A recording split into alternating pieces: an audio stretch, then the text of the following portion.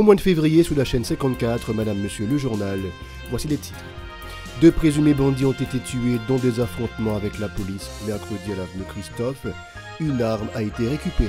Des membres de la Bazoche fustigent les autorités haïtiennes du fait d'avoir approuvé le transfert de 4 des suspects de l'assassinat de Jovenel Moïse aux États-Unis. Le rectorat de l'Université d'État exige la libération du professeur Pierre Buteau enlevé à Thomasin 32 le 24 janvier et celle de Jean-Renel Lajoie, chauffeur de la FDSE kidnappé vendredi dernier dans la capitale. Les violents ne s'accordent pas entre les syndicats de police SPNH 17 et Sinapoa autour des promesses faites par les autorités sur la crise sécuritaire. Un séisme de magnitude 5.6 sur l'échelle de Richter a frappé ce matin la République dominicaine. Aucune victime n'est à déplorer et aucun dégât matériel n'a été enregistré. Le magazine culturel DGD fraîchement lancé entend honorer mensuellement une femme active sur les réseaux sociaux dans l'optique de rehausser les activités de la gente féminine dans tous les domaines. Ces titres et bien d'autres vous seront développés après la pause. Si vous jugez que cette vidéo est intéressante, n'hésitez pas à liker et partager la vidéo. Et surtout, n'oubliez pas de vous abonner à cette chaîne et activer la cloche de notification pour ne pas louper aucune de nos vidéos. Madame, Monsieur, de retour, comme annoncé en titre, 2 présumés bandits ont été tués dans des affrontements avec la police mercredi à l'avenue Christophe. Une arme a été récupérée. L'opération s'est déroulée précisément au niveau du pont Saint-Géraud, situé entre les avenues Christophe et Jean-Paul II, à Port-au-Prince. L'un des membres du personnel de la faculté de droit et des sciences économiques FDSE de l'Université d'État UEH, Jean-Renel Lajoie, a été enlevé la semaine dernière dans les parages de l'institution à la rue Oswald-Durand. Selon le rectorat de l'UEH, le chauffeur était en possession d'un pick-up de couleur blanche immatriculé SE02 469 quand il a été kidnappé le 27 janvier dernier. Les responsables de l'UEH qui condamnent ce rapt exigent la libération de l'otage. Dans la même veine, il continue d'appeler à la libération du professeur Pierre Buteau, enlevé chez lui à Thomasin 32 à Pétionville le 24 janvier. Des membres de la Bazoche fustigent les autorités haïtiennes du fait d'avoir approuvé le transfert de 4 des suspects de l'assassinat de Jovenel Moïse aux États-Unis.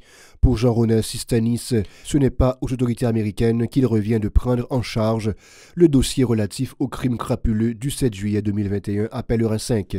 Selon lui, elle devrait plutôt accompagner les dirigeants haïtiens à faire toute la lumière sur cette affaire dans laquelle au moins 4 pays sont impliqués. La justice haïtienne n'a pas vraiment fait d'avancée dans le cadre du traitement de ce crime transnational, a dénoncé l'homme de loi. Jean-Renel Sistanis était l'invité du Pacifique Matin mercredi. Et la mort de Jovenel Moïse, et les justes mettaient à nu, et vraiment le système ça a montré qu'il n'est pas utile grand chose pour ne pas dire qu'il n'est pas utile à rien du tout. La mort de Jovenel Moïse, son président haïtien qui est assassiné en Haïti, donc l'État vient pour dans un premier temps avec tribunaux de la commune haïtien. Mais le fait que il y a un monde qui est dans l'assassinat, il y a là-dedans qui est de nationalité étrangère, et ça fait une question de droit pénal international. Le monde qui est cité, qui c'est américain, qui c'est colombien, donc suivant la convention des Nations Unies sur la criminalité internationale organisée, ça vient bail compétence à États-Unis pour le mener enquête là tout, parce que les citoyens qui sont impliqués à gouvernement américain. Mais il pas de gagner paternité enquête là. Et c'est la question qui vient paraître pour nous qui n'a pas de sens. Et le gouvernement américain a rien pour lui appuyer le gouvernement haïtien dans l'enquête qu'il a fait et qui vient pour assassiner ça. Non pas gagnons pas qui fait dans le système judiciaire pas non. Parce que les États-Unis ont de la politique en backup, mais pas pour paternité enquête là, c'est le même qui a mené. Donc parce que Jovenel Moïse son président haïtien, donc crime n'a fait en Haïti. Donc le principe loci delicti comissi, donc lieu côté crime en fait là, eh bien, et c'est là surtout et qui gagne plus compétence, voilà qui doit réagir. Mais malheureusement c'est ça que nous pas un juge haïtien qui dit rien, et pas un ministre de justice qui dit rien, pas un premier ministre qui dit rien, donc du coup c'est les États-Unis qui ont mené les questions. Nous vivons là, nous voulons que le monde dirige. Parce que, qu'il est légitime ou pas, il y a de fait, mais nous pensons que si il y a là, et ce jeudi, faut qu'il soit utile à quelque chose. Par ailleurs, Jean-Rollel Sistanis n'a pas mâché ses mots pour critiquer le laxisme des dirigeants face à la dégradation de la situation sécuritaire du pays. Il dit nourrir des suspicions quant à la volonté de l'équipe au pouvoir de traquer les bandes criminelles qui assaillent les citoyens, dont des policiers. Pour lui, l'instrumentalisation de l'institution policière ne facilite pas la lutte contre l'insécurité de plus en plus préoccupante. On l'écoute une fois de plus. C'est grave pour un pays à marcher de crise en crise. Il y a une crise qui n'a pas de limite, il y a une crise qui, pour nous-mêmes, chronique.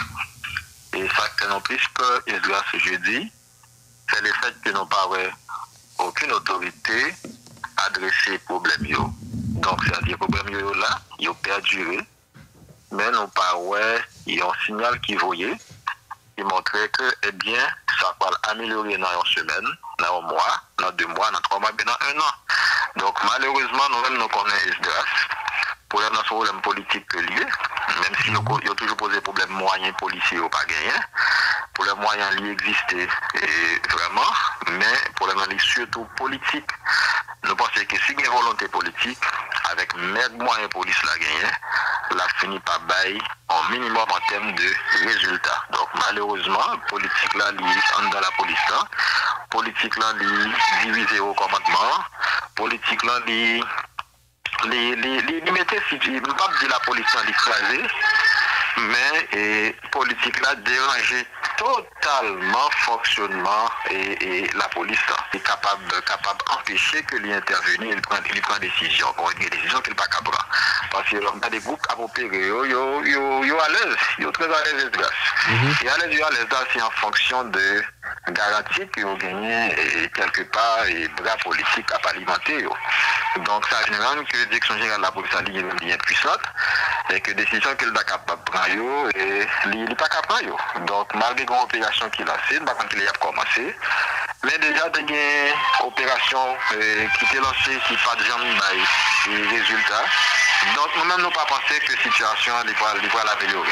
Le porte-parole du syndicat de la police nationale, SPNH 17, Daumont-Saint-Cy, a aussi émis des doutes sur le respect des engagements pris par l'autorité dans le cadre de la lutte contre les gangs armés.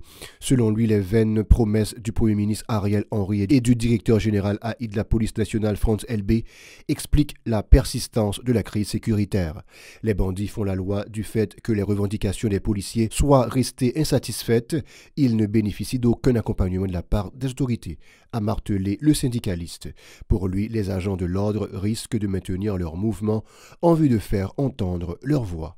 Daumont-Saint-Cy était joint au téléphone par Chilov Semixon. Tout le monde connaît que nos dirigeants en Haïti ont toujours même fait des promesses. Et ils ont toujours fait des promesses et ils continuent à faire des promesses. Et à qui ça promesse ça, ils ont abouti. Il n'y a rien qui a toujours été que des promesses. Et donc, Namdi avec le état-major là, et gouvernement, autorité décisionnelle favorite, que nous, en 2023, ça c'est une. Et deuxièmement, il faut qu'il soit clair que yeux population est ouvert, yeux policiers également est ouvert. Donc, question pour venir monter sur les lignes, pour faire des promesses, et des promesses fallacieuses. Donc ça, les policiers au pas ils entendent, ils entrent dans les oreilles gauche, ils sortent dans les oreilles droite. Lorsque nous, pour nous-mêmes, nous voyons que les policiers au pas dans la rue encore, ou c'est pas un mouvement encore. Ça va bien dire pour autant que c'est vague que au bas et c'est baissé que au baissé les bras. Au contraire, les policiers, c'est chita, il y a un chita pour réfléchir, pour redéfinir la bataille là. Par ailleurs, le syndicaliste presse le haut commandement de la PNH à fournir aux agents les moyens nécessaires à l'accomplissement de leur mission qui consiste à protéger et servir. Pour y parvenir, les policiers doivent pouvoir se protéger eux-mêmes, a déduit Daumont-Saint-Cy. On l'écoute à nouveau. Le meilleur policier, c'est celui-là qui toujours fait tout ça dépend de l'énergie. Le policier a pour le devoir de rester en vie. Pour le rester en vie, il y a une condition qui doit éviter pour ça. Donc si toutefois que les plus grosses conditions, c'est une matériel capable de faire face avec bandits, pour capable de faire mais si vous pas capable, vous n'avez pas de moyens pour ça, vous n'avez pas le choix. Vous êtes obligé de déserter, parce qu'il faut que vous ayez en vie. Et les Maurice, ils perdus, c'est les familles qui perdus, c'est la population qui perdue. Demande que nous continuions et nous renouveler avec l'état-major là. C'est pour faire tout ça devant de eux, pour bailler les policiers les moyens pour faire face avec la situation, pour capable de faire tout partie en rôle. Et nous connaissons que y a pile les armes que la police a saisies, les armes ça pour mettre à la disponibilité des policiers pour chercher matériel, ça qui passe et ça qui manquait pour les policiers pour capable de faire avec eux parce que je dis à la bandit n'a qu'à prendre pas place de la police. C'est la police qui est supposée mettre bandits aux arrêts. Donc, et n'a demandé avec l'état-major là, je dis à la police dans les genoux, il faut que les gens soient capables de donner la zone. Et là, c'est avec les policiers également, pour qu'ils puissent faire, pour qu'ils puissent moral et deuxièmement, et qu'un revendication, sont revendications qui juste. De son côté, le coordonnateur général du syndicat national des policiers haïtiens, SINAPOA, Lionel Lazare, a encore une fois lancé un appel au calme aux policiers réfractaires en attendant la satisfaction de leurs revendications. Il préconise la vigilance en vue d'éviter que le mouvement des policiers soit infiltré par des secteurs pas du tout fréquentables. Écoutons-le dans une interview au téléphone avec Shilov Semiksan. Nous-mêmes au niveau du SINAPOA, comment que nous comprenons ça? Le directeur général de la police, là, il fait déclaration, pour le ministère Henry, il fait déclaration, qui donc, il a demandé aux policiers pour garder calme, pour reprendre le travail. C'est des décisions, c'est des discours, c'est des déclarations que nous-mêmes, nous prenons au sérieux, puisque laisser responsables, laisser autorités qui parlaient, supposer prendre décision autorité au sérieux. Nous allons suivre exactement, est-ce que ensemble de promesses qui fait est-ce que yo a été respecté et donc la situation est vraiment difficile mais nous croyons que le message que les responsables ont lancé ils tout reconnaître que les revendications policières sont légitimes et donc si ils reconnaissent que les revendications policières sont légitimes et bien ils même rien pour faire suivi par rapport aux revendications policières et donc c'est dans ce sens que nous-mêmes au niveau SINAPOA nous demandons aux policiers pour garder calme par rapport avec ce capacité là. Nous pas des policiers pas revendiquer pour permettre que toi respecter, pour permettre que le matériel moyen pour capable de fonctionner. Mais il faut être très prudent pour ne pas quitter le monde infiltrer le mouvement pour ne pas la responsabilité sur et empêcher une série de l'autre monde de rentrer dans le mouvement pour ne pas déstabiliser la police là. On a toujours joindre des policiers qui parcourent dans ensemble d'interventions, surtout les condamnés interventions saoudées. Déjà. Mais on est à là, c'est que nous n'avons qu'un cas exceptionnel, c'est responsabilité état-major la police là, responsabilité gouvernement pour satisfaire les revendications policières, pour l'autre étape. Sachez aussi qu'un séisme de magnitude 5.6 sur l'échelle de Richter a frappé ce matin la République dominicaine. Selon le Centre national de sismologie de l'Université autonome de Saint-Dominique, le tremblement de terre a été enregistré à l'est du pays à 7h11. Aucune victime n'est à déplorer et aucun dégât matériel n'a été enregistré.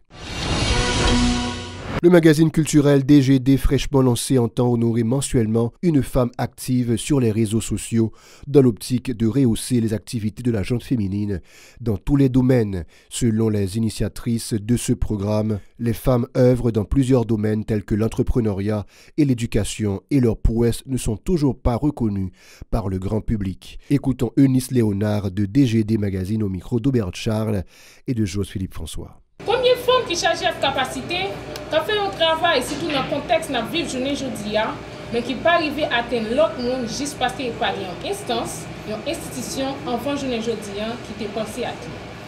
Nous disons bien, les mesdames n'ont pas de petit et les papes jamais petit.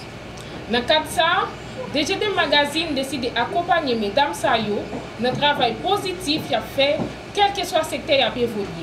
Madame Sarah, docteur, éducateur, artiste et sportif, couturier, mannequin et la vie.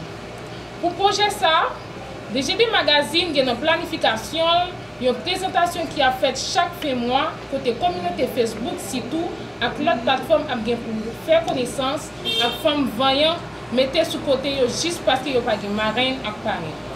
Eh bien, avec magazine si là, toute femme, toute femme mérite valeur. Comment présentation yo a fait? Yo a bien deux phases. Première phase là, a un article qui a parlé, décrit personnalité pour moi. Deuxième phase là, a consacré à une interview qui est disponible en forme vidéo pour connaître côté personnalité a évolué, à qui ça lui fait comme réalisation positive qui a aider la société à avancer pour plus de 10 ans. De son côté, Géraldine Alcena Pep est montée au créneau pour dénoncer les multiples accros portés au niveau du respect des droits des femmes dans la société. Une situation qui s'est aggravée avec la conjoncture, se désole la militante féministe. Elle encourage ses collègues à renforcer la lutte pour la promotion de leurs droits en Haïti. On l'écoute toujours au micro d'Aubert Charles et de José-Philippe François. Nous-mêmes, nous recherchons femmes qui a brillé, mais qui pas arrivé briller nationalement. Qui ça me veut dire pas? Dans la communauté PAM, par exemple, moi, je suis sorti Cité Soleil. La commune Cité Soleil, je connais, mais tout Haïti, pas connaît. DGD Magazine lui-même, il va chercher des femmes qui ont brillé pour venir mettre sur tout le territoire national. Là. Et nous avons des critères bien précis. Et une catégorie de femmes que nous ciblons dans DGD Magazine, c'est surtout femmes que nous relèvons Madame Sarah. Femmes qui redit, qui abdormi tard, qui les fait bonnet pour lever petite et surtout petite sans papa. Et généralement, mesdames, ça, petites, ils ont étudié gros bagages pour médecine et droit, comme c'était ça seulement. Et c'est mesdames, ça, que nous prenons pour nous présenter jeunesse, non, surtout jeunes femmes que le pays d'Haïti gagne, pour nous dire, si telle femme, l'arrive sortie, elle lève petite lit comme ça, ou même qui a venu, ou pas de ouais bagages qui nous a seulement, ou de engager, impliquer. Parce qu'en Haïti, nous avons carence des modèles. Parce que les gens qui ont brillé, les gens qui sont bons, les gens qui ont une histoire inspirante, ils veulent cacher. Et déjà les magazines, les mêmes, ils vont chercher les femmes pour porter la jeunesse, pour montrer que ce n'est pas toute femme en Haïti. J'ai dit, mesdames, ils ne sont pas intéressées avec les questions positives, mais c'est montrer que les femmes voyantes, et ces femmes voyantes qui ont des jeunes femmes voyantes pour Haïti qui a toujours été voyante. C'est la fin du journal. Madame, Monsieur, l'actualité continue sur la chaîne 54.